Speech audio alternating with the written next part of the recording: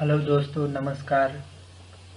आज इस वीडियो के माध्यम से हम आप सबके लिए पैट LNMU 2020 का कुछ रिसर्च से रिलेटेड क्वेश्चन लेकर आया हूं। तो चलिए क्वेश्चन की ओर मूव करते हैं। यह सभी सब्जेक्ट के लिए, सभी के लिए, किसी भी सब्जेक्ट से आप दे रहे हो पैट, यह जनरल पेपर है और यह सबों के लिए एक समान उपयोगी है। ठीक है, तो चलते हैं हम लोग क्वेश्चन की ओर। सबसे पहला क्वेश्चन है रिसर्च इज। अब ये 4 ऑप्शन है और पूछ रहा है कि रिसर्च क्या है। Option A research, search again and again. B finding solution to any problem. C working in a scientific way to search for truth of any problem. D option none of the above. अभी हम देखते हैं जो appropriate answer जो होगा वो क्या होगा।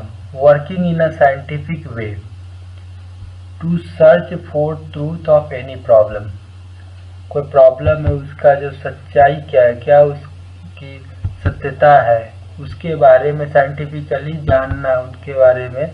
ठीक है, उसको क्या कहते हैं, रिसर्च कहते हैं। तो राइट आंसर क्या होगा, सी होगा।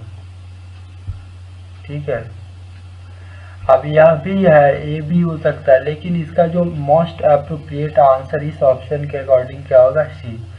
ठीक है ना, तो इसको ध्यान में रखेंगे क्योंकि वर्किंग इन साइंटिफिक वे कह रहा है। तो साइंटिफिक वे का मतलब हो गया जो प्रोसीजर है, जो मेथड है, उसको फॉलो करते हुए जो हमारा प्रॉब्लम है उसकी सच्चाई क्या है, उस सत्यता क्या है उसकी, ठीक है, उसका सॉल्यूशन क्या होगा, उसको पता लगाना रिसर्च कहलाता है।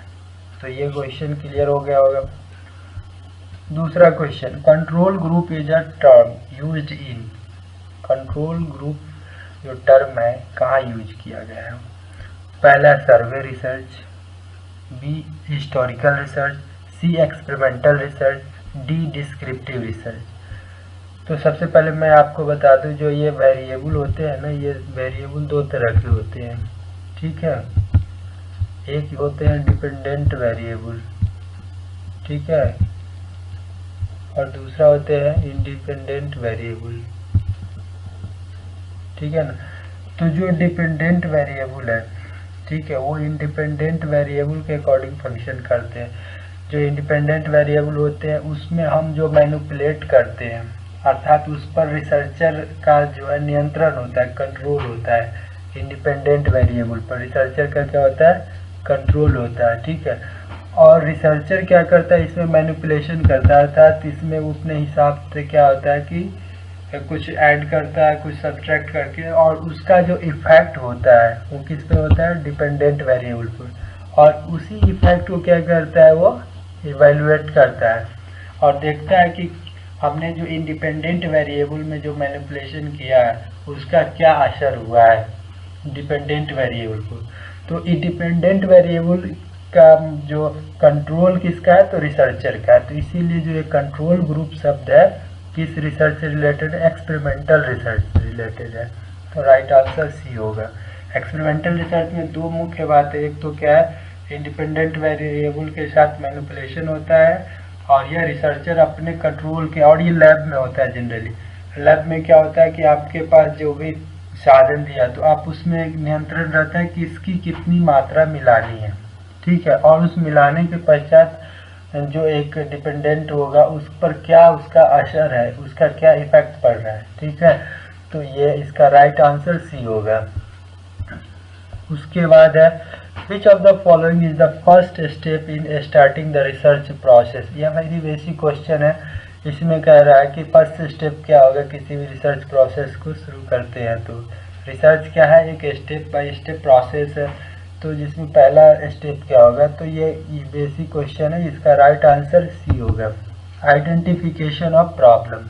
सबसे पहले हमें तो प्रॉब्लम की जानकारी होनी चाहिए। अगर प्रॉब्लम की जानकारी होगी तभी हम उसके बारे में लिटरेचर रिव्यू करेंगे, उसके बाद हाइपोथेसिस बनाएंगे, हाइपोथेसिस बनाने के बाद फिर रिसर्च डिजाइन करेंगे, फिर उसके बाद फिर डेटा कलेक्शन है। ठीक है, इस तरह से फिर आगे बढ़ते हैं, फिर इंटरप्रिटेशन है, फिर पहले हाइपोथेसिस टेस्टिंग है, फिर इंटरप्रिटेशन है। ठीक है, और इस तरह से लास्ट में क्या है, जनरलाइजेशन है। तो ये क्या, ये एक सीक्वेंस है जो लॉजिकली फॉलो होता है। तो जो इस क्वेश्चन का जो आंसर होगा क्या होगा, आइडेंटिफिकेशन ऑफ प्रॉब्लम। तो आप इन स्टेप को अच्छे से ध्यान रखेंगे, क्योंकि कभी कभी सीधे क्वेश्चन अभी इसमें आया, कभी कभी आपको जो क्या स्टेप को अरेंज करने के लिए दे देगा, ऑर्डर में सजाने के लिए, तो वो ऑर्डर का मेमोराइजेशन जरूरी है। नेक्स्ट क्वेश्चन है एक्शन रिसर्च मीन्स। अब ये टाइप ऑफ रिसर्च है और ये क्वेश्चन बहुत बार रिपीट होता आ रहा अभी तक, बहुत सारे एग्जामों में आया है। तो एक्शन रिसर्च का क्या मतलब होता है कि अभी एक्शन का मतलब क्या, वर्तमान में, अभी जस्ट इंस्टेंट इसकी जरूरत पड़ रही है। तो राइट आंसर क्या होगा, C. Research initiated to solve an immediate problem. अभी कोई प्रॉब्लम आई है, चाहे वो किसी बिजनेस ऑर्गेनाइजेशन में हो या किसी सोसाइटी में हो या कहीं पर भी हो, किसी कंट्री में हो या वेर एवर इट इज, अभी आपको उस प्रॉब्लम को हल करने के लिए जो रिसर्च करेंगे, ठीक है, उसे हम लोग एक्शन रिसर्च करते हैं, ठीक है ना। तो यह ध्यान रखेंगे। एक्शन रिसर्च में हमेशा क्या है, एक चीज जो टर्म है वो हमेशा साथ में आता है, इमीडिएट प्रॉब्लम, उसके सॉल्यूशन के लिए एक्शन रिसर्च किया जाता है। अगर इतना आपको याद रहता है तो आप एक्शन रिसर्च से रिलेटेड कोई भी क्वेश्चन आप आसानी से सॉल्व कर लोगे। उसके बाद जो अगला क्वेश्चन है वो क्या है कि one of the following is not an open source software. Open source software कौन इसमें नहीं है, और सब जितना है सब ओपन सोर्स है। इसमें जो इसका राइट आंसर होगा वो बी होगा। विंडोज है, इस ओपन सोर्स सॉफ्टवेयर नहीं है, इसको परचेज करना पड़ता है, पैसा देना पड़ता है, इसका लाइसेंस लेना होता है, तो इसीलिए इसे ओपन सोर्स सॉफ्टवेयर नहीं कहा जाता है। यह कंप्यूटर से लिया गया क्वेश्चन है। उसके बाद अगला क्वेश्चन है कि माइक्रोचिप वाज इन्वेंटेड बाय। किसने माइक्रोचिप का आविष्कार किया, किसने इन्वेंट किया इसको। तो राइट आंसर क्या आ जाएगा, डी। इंटेल कंपनी इसको जो है माइक्रोचिप को इन्वेंट किया था। ये फैक्ट है, सिर्फ इसको याद रखना है। What is the purpose of the conclusion in a research report. Research report जो तैयार करते हैं, फाइंडिंग तैयार जो करते हैं लास्ट में, उसका पर्पस क्या होता है, ठीक है। तो इसमें पढ़ते हैं, पहला ऑप्शन क्या कर रहा है, it explains how concepts were operationally defined and measured. उसके बाद कह रहा है कि B, it contains a useful review of the relevant literature, ठीक है। ये सी ऑप्शन का आ गया, ये नहीं होगा, यहाँ पर बी भी आ गया, ये नहीं है, ठीक है। उसके बाद कह रहा है it outlines the methodological process that were implied. उसके बाद it summarises the key findings in relation to the research question. तो इसका जो राइट आंसर क्या होगा, वो डी होगा। क्यों होगा, देखिए यहाँ क्या कह रहा है, इट समराइजेज की फाइंडिंग, जो हमने शोध किया है, जो रिसर्च का जो फाइंडिंग्स आया, उसका जो की जो पॉइंट्स है, जो उससे रिलेटेड बातें हैं, ठीक है, उनको क्या करना है, इसमें लगा देना है, किसमें, तो रिसर्च रिपोर्ट में, ठीक है ना। It summarises the key finding in relation to the research question. जो रिसर्च क्वेश्चन था, जो प्रॉब्लम रिसर्च का था, उससे जुड़ी हुई जो की फाइंडिंग्स है वो कहाँ है, तो रिसर्च रिपोर्ट में जो है आ जाती है, ठीक है ना। तो राइट आंसर डी होगा। Next, what is research design. Design का मतलब क्या होता है, रूपरेखा, स्ट्रक्चर, ओके। तो रिसर्च का स्ट्रक्चर से आपका क्या मतलब, ये क्वेश्चन कर रहा है, what is a research design, ठीक है। पहला ऑप्शन कह रहा है, a way of conducting research that is not grounded in theory. B option कह रहा है, the choice between using qualitative और क्वांटिटेटिव मेथड। सी कह रहा है, the style in which you present your research findings. और डी कह रहा है, framework for every stage of collection and analysis of data, ठीक है। तो ये राइट आंसर क्या होगा, डी होगा, ठीक है ना। डी क्या होगा, तो ये फ्रेमवर्क, ठीक है, एक ढांचा के बारे में बताता है, जिसमें जो स्टेजेस आते हैं कलेक्शन करने का और डाटा एनालिसिस करने का, वो सारे स्टेज को बताते हैं, तो वो रिसर्च डिजाइन है, ठीक है।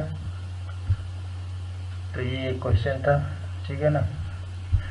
नेक्स्ट करा, what is a cross sectional design. अब इसमें देखिए, इसका पहले ऑप्शन चर्चा करते हैं।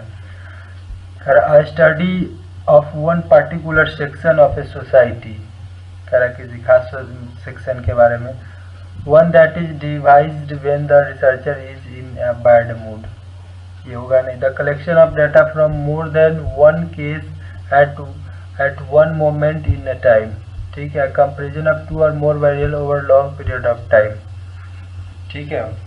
क्रॉस सेक्शनल में क्या होता है कि एक ही समय में, ठीक है, हम उससे जुड़ी हुई डेटा कलेक्ट करते हैं. जो हमारा वेरिएबल्स है उससे जुड़ी हुई डेटा एक ही पीरियड में कलेक्ट करते हैं, ठीक है. तो इसका एक ऑप्शन था यहाँ पे, the collection of data from more than one case at one moment in time. तो राइट आंसर क्या होगा, सी होगा. दो तरह की बात होती है, क्रॉस सेक्शनल है, ठीक है, और दूसरा क्या है, लॉन्गिट्यूडिनल. लॉन्गिट्यूडनल में क्या है कि आप जो है एक ही सब्जेक्ट पर, ठीक है, अलग अलग समय में, है ना, उस पर डाटा कलेक्ट करते हैं. जैसे यहाँ पर मान लो 5 साल बाद, 5 महीने बाद, ठीक है, फिर उसके अगले 5 महीने के बाद, फिर उसके अगले 5 महीने के बाद, ठीक है ना. अलग अलग समय अवधि पर आप सेम सब्जेक्ट के ऊपर जब डाटा कलेक्ट करते हो, लॉन्गिट्यूडनल. क्रॉस सेक्शनल में क्या करता है कि आप एक सब्जेक्ट के ऊपर एक ही समय में जो है उससे जुड़ी हुई सारी डाटा को क्या करते हैं, कलेक्ट करके कंपैरिजन करते होते, that is called cross sectional, ठीक है. तो यही ऑप्शन जो सी कह रहा था, collection of data from more than one case at one moment, एक ही समय पर कर रहे हैं ना, तो इसीलिए क्या कहलाएगा, क्रॉस सेक्शनल. नेक्स्ट, उसके बाद कह रहा है in an experimental design the dependent variable. Dependent variable के बारे में पूछा गया. अभी हम लोगों ने बात किया था, दो तरह के वेरिएबल्स होते हैं. ये जो वेरिएबल्स है वो दो तरह के होते हैं, ठीक है ना. एक होते हैं डिपेंडेंट वेरिएबल और दूसरा क्या होते हैं, इंडिपेंडेंट वेरिएबल, ठीक है ना. तो इंडिपेंडेंट वेरिएबल में मैनिपुलेशन होता है, जिसका इफेक्ट कहाँ दिखता है, तो डिपेंडेंट वेरिएबल, ठीक है. तो क्वेश्चन में आपसे क्या पूछा जा रहा है, इसको ध्यान देंगे.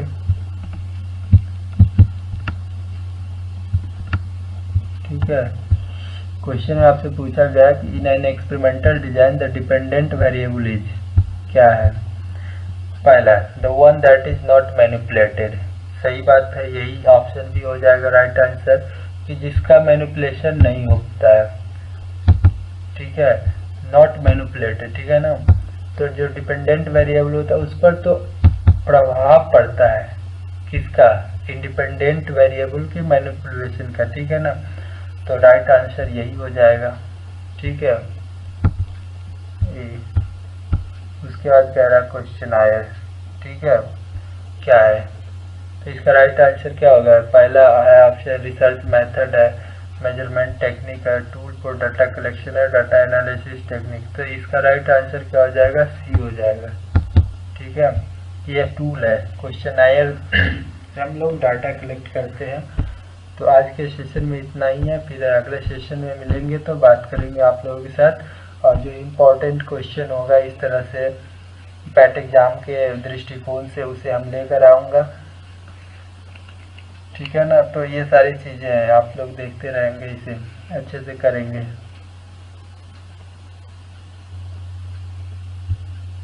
That's good.